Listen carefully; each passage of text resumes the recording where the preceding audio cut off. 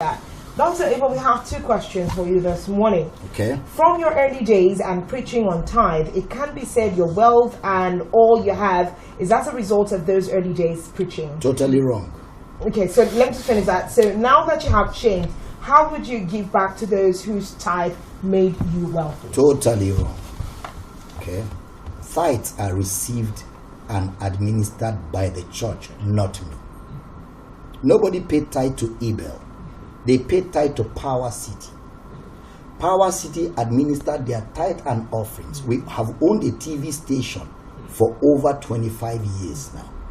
And that TV station is sustained by money. And it's a lot of money. I remember there was a time we were paying for our TV station $26,000 a month. That's not chicken change. We've been on radio for many years now. All those monies went into that. The building of the church project and all the other projects we did all over the world. All those monies went in there. And I've never been one who was always depending on church tithe and offerings. I've never been.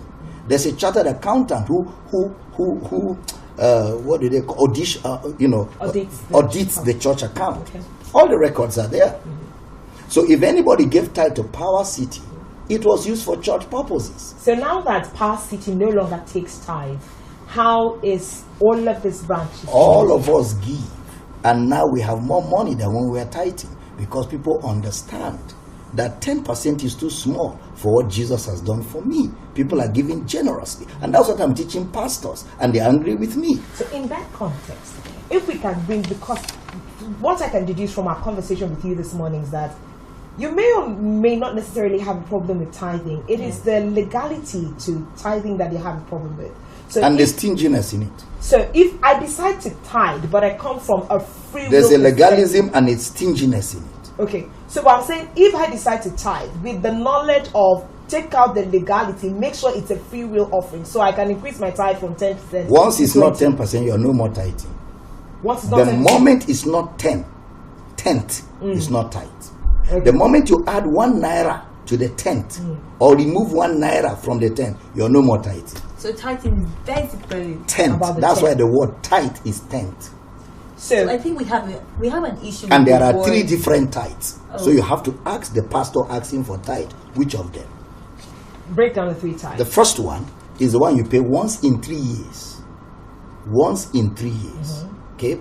The second one is the one you pay once a year during harvest.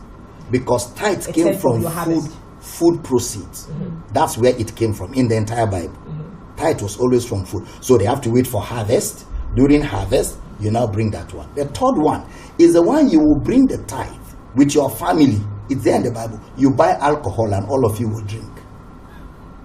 So when they say tithe, ask them which of them. Okay, so we have tithes, we have first fruits, we have... No, first fruit again in the Old Testament was a typology of what Jesus would do. It wasn't money. It was a type. It was a communication. Okay. That's why in the New Testament, our first fruit is Jesus.